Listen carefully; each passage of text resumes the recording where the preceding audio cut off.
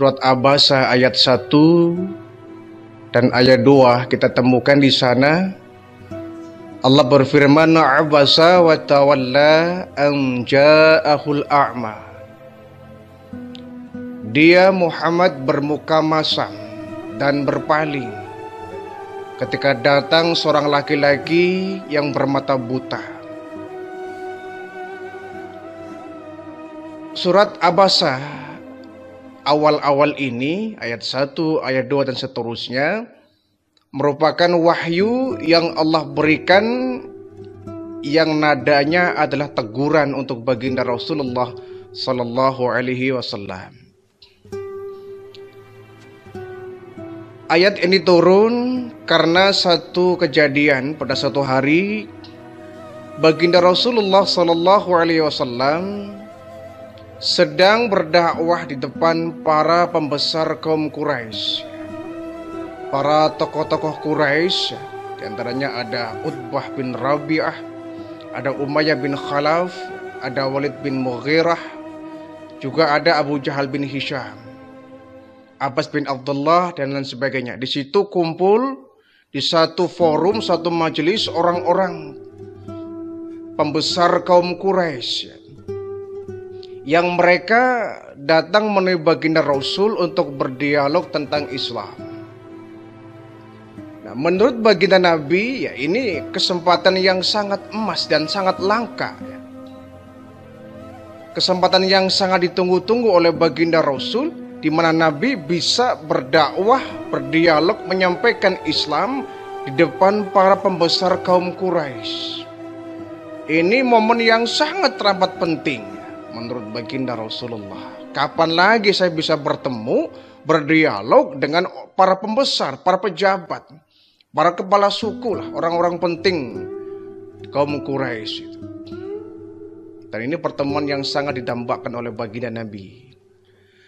Ketika Rasul sedang enak menyampaikan materi, mungkin ya, menyampaikan dakwah kepada pembesar kaum Quraisy ini, datang seorang laki-laki bernama Abdullah bin Ummi Maktum, laki-laki yang bermata buta. Ya terang saja karena matanya buta, nggak bisa melihat situasi. Dia mendengar Nabi sedang berdakwah, dia mendekat. Dia datang ke masjid, kemudian dia datang masuk dalam masjid sekonyong-konyong. "Ya Rasulullah, ajarkan saya, bacakan saya Al-Quran, wahyu dari Allah, ajarkan saya agama, ajarkan saya tentang Islam." Nah, ini Nabi agak kurang senang ya, karena merasa ini pertemuan penting, ini forum penting, ini saya sedang berdakwah menghadapi para pembesar Quraisy.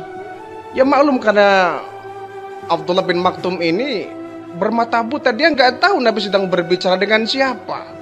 Masuk saja dia di masjid. "Ya Rasulullah, bacakan untukku ayat Al-Quran, ajarkan kepadaku wahyu yang telah Allah turunkan kepadamu."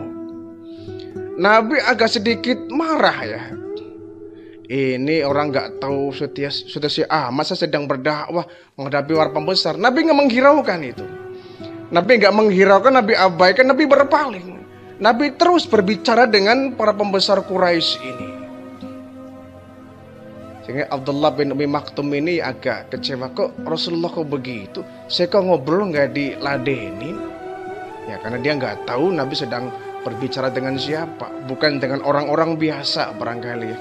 Dikira Abdullah bin Ummi Maktum ini mungkin Nabi sedang berbicara dengan sahabat-sahabat yang lain, padahal dia sedang ada di forum yang sangat teramat istimewa dan penting, karena Nabi berbicara dengan para pembesar kaum Quraisy ketika itu. Nabi agak kecewa dengan kedatangan Abdullah bin Ummi Maktum ini, sehingga Nabi gak menghiraukan, gak ngeladenin kalau cara orang Jawa ini. Nabi terus berdakwah, menyampaikan materi dakwahnya kepada para pembesar Quraisy dengan memalingkan wajahnya dari Abdullah bin Ummi Maktum. Sehingga ketika Nabi berpaling,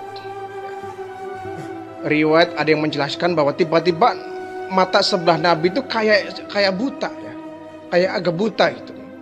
Kemudian kepala Nabi berdenyut keras. Turunlah wahyu sebagai bentuk teguran dari Allah untuk baginda Nabi. Abasa wa tawalla an ja'ahul a'ma. Dia Muhammad bermuka masam dan berpaling ketika datang kepadanya seorang laki-laki bermata buta. Nabi begitu turun wahyu ini begitu kaget luar biasa. Langsung Nabi istighfar kepada Allah, minta ampun kepada Allah. Ya Allah, aku telah berbuat salah. Aku telah mengabaikan laki-laki yang buta ini. Aku lebih mementingkan para pembesar Quraisy. Jadi inilah asbabul nuzul dari surat Abasa. Nabi ditegur oleh Allah. Ya, tentu Nabi itu kan bukan malaikat ya. Nabi bukan pula jelmaan Tuhan. Nabi itu basyarun, manusia biasa. Lakal basyar, walaupun Nabi itu tidak sama dengan manusia pada umumnya. Nabi itu ya manusia seperti kita, bisa marah, bisa senyum, bisa bahagia, bisa sedih, bisa lapar, bisa haus. Memiliki sifat yang sama pada umumnya manusia. Walaupun Nabi dan Rasul diberikan sifat namanya maksum ya. Maksum itu adalah sifat yang Allah berikan kepada para nabi ya. Perlindungan dari Allah kepada para nabi, para rasul dari sifat-sifat buruk yang banyak dilakukan oleh pada umumnya manusia. Tapi tetap Nabi merupakan manusia biasa yang tidak bisa terlepas dari sifat manusiawinya. Nabi bisa marah, Nabi bisa senyum, Nabi bisa bahagia, Nabi bisa sedih, ya. Tertawa, ngantuk, lapar, haus itu biasa. Itu sifat manusiawi yang ada pada baginda Rasulullah sebagaimana nabi-nabi yang lain. Allah tegur itu. Dari sikap Nabi yang kurang elegan ketika ada datang seorang yang bermata buta. Dan ternyata laki-laki yang bernama Abdullah bin Ummi Maktum ini ternyata bukan sembarangan laki-laki. Walaupun dia bermata buta, dia buta dari kecil, dari lahir sudah dalam keadaan buta, Abdullah bin Ummi Maktum ini. Sehingga nama ibunya dipanggil Ummi Maktum ya. Umi itu artinya ibu, Maktum itu menyembunyikan. Jadi Ummi Maktum itu ibu yang menyembunyikan anaknya karena dari kecil dia bermata buta, dari semenjak lahir bermata buta. Sampai akhir hayatnya Abdullah bin Ummi Maktum ini tunanetra. Tetapi Abdullah bin Ummi Maktum ini termasuk kelompok as-sabiqun al-awwalun, orang yang pertama kali masuk Islam. Kelompok tunanetra pertama sejarah yang masuk Islam. Termasuk kelompok orang pertama yang masuk Islam, as-sabiqunal awwalun. Ini luar biasa ya. Tetapi walaupun beliau bermata buta, semangatnya untuk datang ke masjid untuk beribadah luar biasa. Sambil meraba-raba dia membawa tongkat. Dia menyusuri tanah-tanah ya, dari mulai rumahnya sampai menuju masjid, di mana rumahnya itu ya, tanahnya itu banyak bebatuan ya. Jika dia bawa tongkat. Padahal dia pernah izin kepada baginda Rasul, ya Rasulullah, kenapa Abdullah? Saya ini kan buta. Lalu apakah saya sebagai orang yang disabilitas tunanetra seperti ini dapat keringanan untuk bisa izin tidak ke masjid? Nabi bertanya, apakah kau mendengar azan? Tentu ya Rasul, aku mendengar azan. Nah, kalau kamu mendengar azan, maka tidak ada alasan bagi kamu untuk tidak pergi ke masjid untuk berjamaah. Walaupun kau pergi ke masjidnya sambil merangkak. Subhanallah. Ini menjadi sebuah nasihat bagi kita ya. Bayangkan Abdullah bin Ummi Maktum bermata buta, tidak mendapatkan izin dari baginda Rasul untuk sholat di rumah. Apalagi kita yang matanya normal, matanya sehat. Tidak ada dispensasi bagi seorang laki-laki untuk tidak datang ke masjid ya, kecuali dia benar-benar sakit ya. Sakit parah ataupun hujan ya. Atau ada keperluan yang memang sangat mendesak. Tapi kalau tidak ada alasan yang dibenarkan, seorang laki-laki tidak boleh sholat di rumah, harus di masjid. Sampai orang yang buta pun tidak mendapatkan izin. Kalau kau mendengar azan, tidak ada alasan bagimu untuk tidak ke masjid. Subhanallah.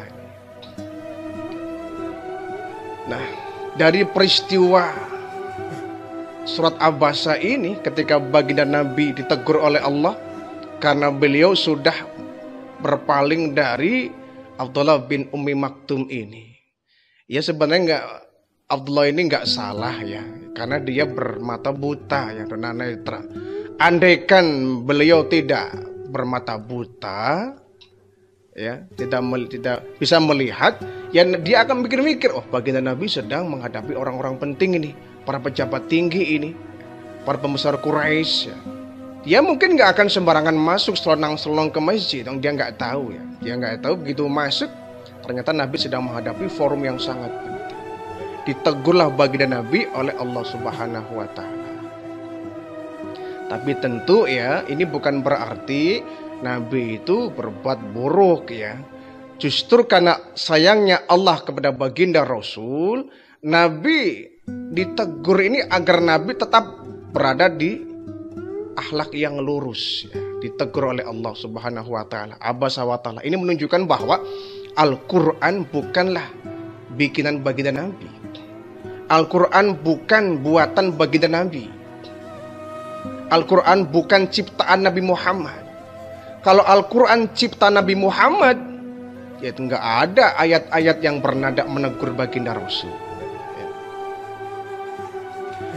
Nah setelah itu Nabi merasa bersalah kepada Abdullah bin Ummi Maktum ini. Dia sudah menyepelekan, sudah memalingkan wajahnya, sudah tidak menghiraukan. Nabi minta maaf ya. Dan setelah itu Abdullah bin Ummi Maktum diberikanlah penghormatan kemuliaan dari baginda Rasulullah Sallallahu Alaihi Wasallam. Bahkan beliau diangkat menjadi muazin kedua setelah Bilal bin Rabah. Karena kebetulan Abdullah bin Ummi Maktum ini memiliki suara yang sangat bagus, sehingga ada dua muazin yang oleh baginda Nabi ditugaskan sebagai pelantun azan, yaitu Bilal bin Rabah, yang kedua Abdullah bin Ummi Maktum. Kedua-duanya suaranya bagus. Hanya dibagi jadwalnya ya. Kalau subuh umpama ya, Bilal bin Rabah tugasnya adzan jam 3 ya. Jam 3 dini hari sebelum subuh azan. Ini azan untuk mengumandangkan, membangunkan orang-orang untuk tahajud.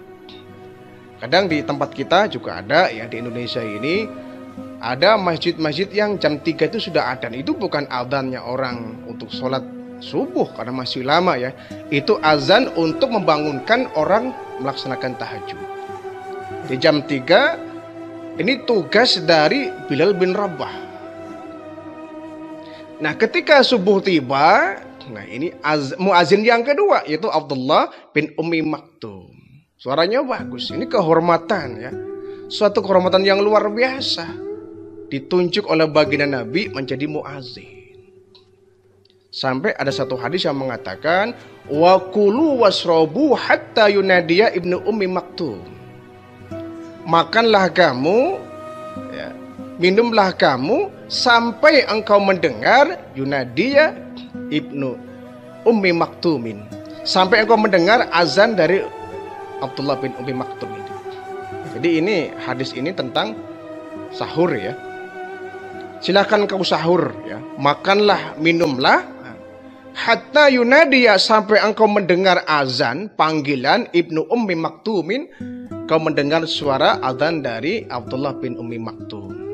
Artinya kalau sudah Abdullah bin Ummi Maktum ini azan, sudah tibanya waktu subuh. Kau harus menghentikan makan dan minumnya. Ini ternyata Abdullah bin Ummi Maktum ini yang sampai Allah membelanya ya. Dari sebab kedatangan dia sampai namanya terkenal. Dia yang menjadi penyebab turunnya surat Abasa. Artinya Allah tidak memandang siapa dia, entah itu bermata buta, bermata normal. Kalau dia bertakwa kepada Allah, Allah memberikan kemuliaan. Sampai dibela oleh Allah. Hai Muhammad, kalau cara kita ya, kau nggak boleh begitu. Dia orang yang datang kepadamu dengan bermata buta. Mungkin dia ingin mendapatkan pelajaran darimu. Atau dia ingin membersihkan dirinya. Jangan begitu. Ditegur oleh Allah. Artinya kan Allah membela Abdullah bin Ummi Maktum ya. Artinya nggak salah kok Abdullah ini, karena dia nggak melihat ketika masuk ke dalam forum itu ya, jangan disalahkan. Ya Nabi juga maklum manusia biasa ya. Ada kalanya Nabi itu marah, nggak suka, kecewa, itu biasa. Ya samalah kita barangkali ketika rapat ya. Ketika rapat misalkan di satu forum, ada anggota rapat yang membawa anak kecil, sehingga anak kecil itu mengganggu jalannya rapat. Kita kan sering marah itu. Ya anak itu nggak tahu. Dia masih kecil, nggak tahu kalau sedang ada forum yang istimewa, rapat yang sangat penting sekali. Anak kecil kan nggak tahu. Tapi kita kadang marah, ini anak nggak mau diam, ini sedang ada rapat penting. Ya anak nggak bisa kita atur sedemikian rupa, namanya juga anak-anak, nggak tahu dia. Pun demikian Abdullah bin Ummi Maktum, dia nggak tahu Nabi sedang menghadapi orang-orang penting, masuk saja dia. Nah semenjak itulah baginda Nabi minta maaf dan sangat memuliakan Abdullah bin Ummi Maktum ini. Nabi sangat ramah tamah, menyayangi ya kepada Abdullah bin Ummi Maktum ini. Memang beliau orang yang bermata buta, tapi semangatnya untuk datang ke masjid luar biasa. Sampai satu hari Abdullah bin Ummi Maktum ini satu kejadian yang sangat penting sekali ya. Karena dia datang ke masjid hanya menggunakan tongkat. Ketika beliau mau berangkat subuh ya, subuhan ke masjid, karena udara gelap juga ya. Ummi Maktum ini keluar dari rumah. Ketika keluar dari rumah, tanpa sengaja kakinya tersangkut batu, kesandung dia, jatuh. Jatuh sampai mukanya berdarah karena jatuhnya tengkurap ya. Muka langsung menghajar tanah, apalagi sejarah mencatat bahwa areal halaman rumah Abdullah Ummi Maktum ini sampai menuju masjid banyak bebatuan. Banyak bebatuan, kerikil-kerikil di sepanjang jalan. Maka ketika Abdullah bin Ummi Maktum ini jatuh, tersungkur, kepala pun membentur bebatuan ya, sehingga mukanya berdarah. Darah mengucur dari mukanya. Nabi sampai, ya Allah subhanallah, kau benar-benar penghuni surga wahai Abdullah bin Ummi Maktum. Kau bela-bela sampai berdarah demi untuk memenuhi panggilan Allah di masjid. Subhanallah. Akhirnya suatu hari ada seorang laki-laki yang berbaik hati. Dia antar jemput Abdullah bin Ummi Maktum ini. Ketika dia keluar mau ke masjid, ditanyalah oleh laki-laki ini, mau ke masjid Pak? Iya, mari saya antar. Diantarlah ini. Pulangnya juga diantar sampai ke rumah. Besoknya juga diantar lagi nih Abdullah bin Ummi Maktum ini, seorang laki-laki yang misterius ini ya. Diantar, dipapah, dituntun sampai ke masjid. Beberapa kali tiap hari bolak-balik si laki-laki misterius ini menggandeng Abdullah bin Ummi Maktum sampai ke masjid. Bahkan dia dari masjid pulang ke rumah lagi digandeng, dipegang, dipapa, diantar sampai rumah lagi. Karena tiap hari diantar, ini Abdullah bin Ummi Maktum bertanya, "Wahai tuan, tuan ini siapa? Maklum saya nggak bisa melihat, tuan ini siapa? Anda kok baik sekali. Tiap hari Anda datang ke rumah saya hanya untuk menjemput saya untuk datang ke masjid, untuk berangkat ke masjid. Pulang pun begitu, kau antar saya sampai ke rumah. Kau papa saya sampai ke rumah. Saya mau nanya, Anda ini siapa? Dari kemarin Anda nggak pernah mengenalkan diri." Kata laki-laki ini, "Tuan gak usah tahulah siapa saya." "Bukan begitu. Kalau saya tahu Anda siapa, nama Anda siapa, tentu aku akan mendoakan Anda. Kasih tahu siapa Anda sebenarnya. Sudah beberapa hari ini sejak lama kau selalu datang ke rumahku hanya untuk menjemput. Aku datang ke masjid, aku berangkat ke masjid. Anda sangat baik sekali. Belum ada orang-orang Mekah yang mau menggandeng saya ke masjid." Akhirnya didesak begitu, menjawablah laki-laki misterius ini, Tuan mau tahu siapa saya?" "Iya, dari kemarin kan saya nanya, Anda siapa? Anda kok baik sekali dengan saya?" "Kalau aku tahu nama Anda, tentu setiap aku berangkat ke masjid, sampai ke masjid aku akan mendoakan nama Anda." "Tuan gak perlu mendoakan saya kok." "Memangnya kenapa?" "Saya adalah iblis." "Kau iblis?" "Iya." "Yang benar kau iblis?" "Betul, aku adalah iblis." "Loh, aneh. Umumnya namanya iblis itu kan menghalang-halangi orang untuk ke masjid. Iblis itu kan pasti menghalangi orang untuk berbuat ibadah.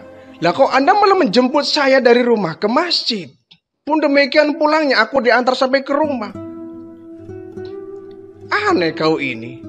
Kalau kau iblis tentunya kau halangi saya dong, supaya nggak berangkat ke masjid."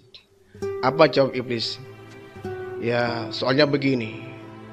Waktu kemarin Anda jatuh ketika mau berangkat ke masjid. Iya, lalu jatuh, muka Anda bercucuran darah. Allah kemudian mengampuni dosa Tuan. Setengah dosa Tuan diampuni oleh Allah. 50% dosa Tuan diampuni oleh Allah. Nah kemudian kenapa? Ya aku nggak mau. Kalau Tuan jatuh yang kedua kalinya, maka 50% pula Allah akan mengampuni dosa Tuan yang berikutnya. Akhirnya dosa Tuan seluruhnya akan diampuni oleh Allah. Aku nggak mau. Kalau aku nggak nganter Anda berangkat ke masjid, kesandung, jatuh lagi, berdarah lagi, Allah akan mengampuni separohnya lagi. Akhirnya dosa Tuan sepenuhnya diampuni oleh Allah. Aku kan nggak mau." "Oh begitu, iya. Jadi supaya Anda nggak jatuh lagi, supaya Anda nggak diampuni lagi, saya antarlah Anda sampai ke masjid." Subhanallah. Ini iblis luar biasa. Demi agar Abdullah bin Ummi Maktum ini tidak jatuh lagi. Sebab kalau jatuh nanti Allah akan mengampuni dosanya. Sehingga diantar oleh iblis ini. Ini perjuangan dari Abdullah bin Ummi Maktum, tunanetra yang pertama kali beriman kepada baginda Rasulullah. Orang bermata buta, tetapi perjuangannya untuk datang ke masjid, semangatnya untuk beribadah tidak dihalangi oleh matanya yang buta. Kita mesti malu ya. Kita mesti malu. Kita matanya sehat, matanya bisa melihat normal, tapi terkadang kita malas ke masjid. Kalah dengan Abdullah bin Ummi Maktum. Bahkan yang luar biasa. Walaupun beliau tunanetra, beliau berkali-kali izin kepada baginda Rasul. "Ya Rasulullah, kenapa? tolonglah kalau ada peperangan, aku diajak. Aku ingin ya Rasul, walaupun mataku buta, aku pengen ikut peperangan melawan musuh-musuh Allah. Kata baginda Rasul, jangan Ummi Maktum, Abdullah bin Ummi Maktum. Karena apa? Peperangan itu kan sangat berbahaya. Anda kalau ikut perang, bagaimana perangnya? Anda kan nggak bisa melihat. Nanti malah bukannya ngebunuh orang, malah Anda yang dibunuh orang. Apa jawabnya? Nggak apa-apa wahai Rasulullah. Aku mati di medan perang, itu yang aku impikan baginda Rasul. Aku ingin perang bersama kaum muslim menghadapi orang-orang kafir musuh Allah. Tetapi memang Allah memberikan dispensasi rukhsah bahwa orang yang bermata buta boleh untuk tidak ikut perang. Jadi setiap kali ada peperangan nih selalu usul nih Abdullah bin Ummi Maktum, selalu ngerengek kepada baginda Nabi, ya Rasul aku ikut. Cuma Nabi kan kasihan bermata buta. Ya bayangkanlah orang buta perangnya bagaimana. Nanti malah ya membabat teman sendiri, namanya orang buta. Ya walaupun biasanya ya orang yang punya kekurangan pasti di sana ada kelebihan.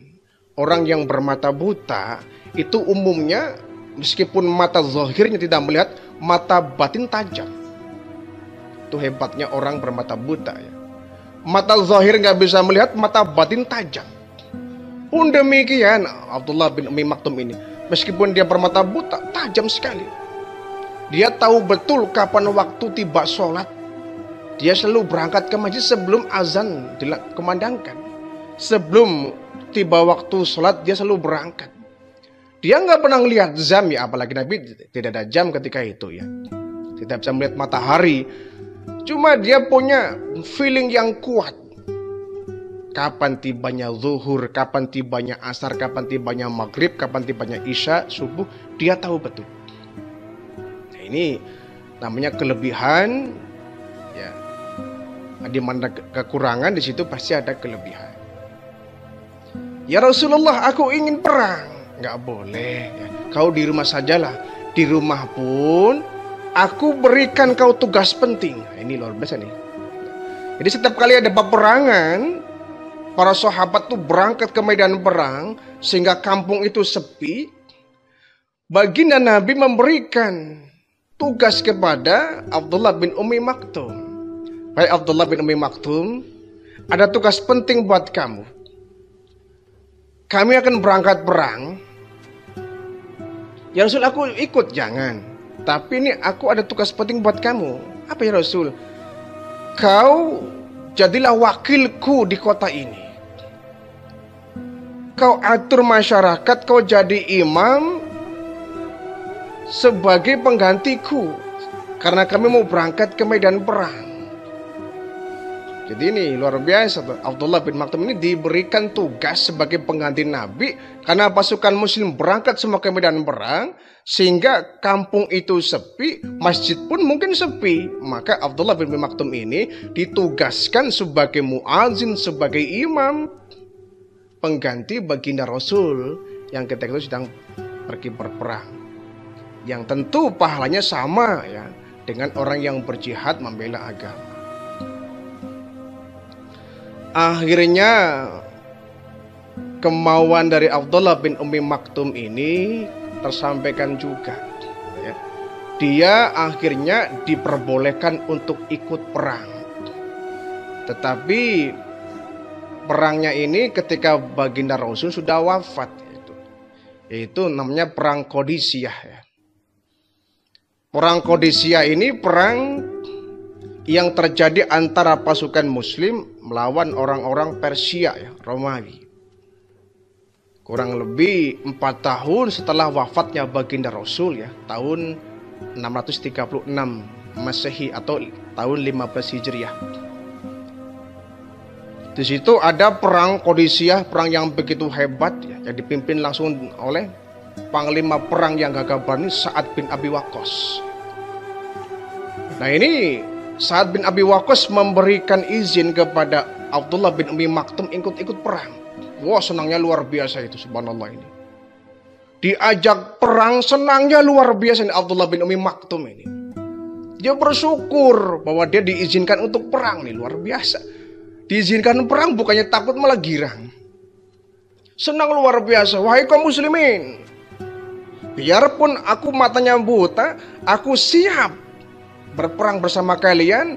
Biarkan aku yang membawa panji Islam. Dia membawa bendera ya, membawa bendera pasukan muslim. Tapi karena beliau orang yang bermata buta ya, tunanetra ya, tadi perangnya nggak karu-karuan.